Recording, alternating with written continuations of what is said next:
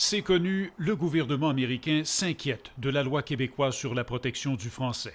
Malgré des mois de discussions avec le gouvernement Legault, l'ambassadeur des États-Unis à Ottawa dit que les préoccupations américaines demeurent vives.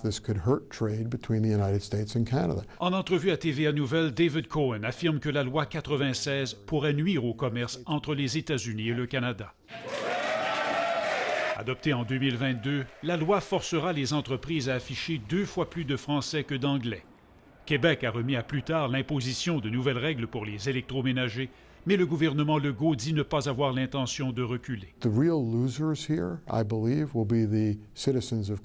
Les vrais perdants seront les citoyens du Québec, dit-il. Les entreprises pourraient quitter le marché québécois, la concurrence sera moindre, ce qui pourrait accroître les prix. Quant à la possibilité de sanctions commerciales de Washington, l'ambassadeur refuse de se prononcer, affirmant que cela demeure hypothétique et que les discussions se poursuivent. Au cabinet du ministre québécois de la langue française, on nous a répondu que Jean-François Roberge n'était pas disponible pour commenter, mais que le gouvernement demeure ferme sur ses objectifs et confiant de pouvoir arrimer le tout avec les Américains. À quelques jours du sommet de l'OTAN, l'ambassadeur Cohen somme par ailleurs Ottawa d'augmenter ses dépenses militaires.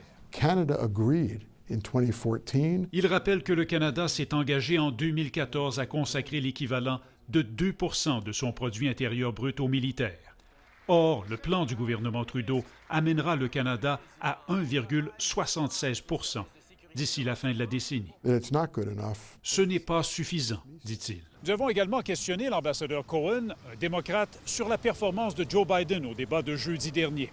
Le diplomate américain s'est contenté de dire que ce serait une erreur d'accorder trop d'importance à un seul événement. Raymond Filion, TVA Nouvelle, Ottawa.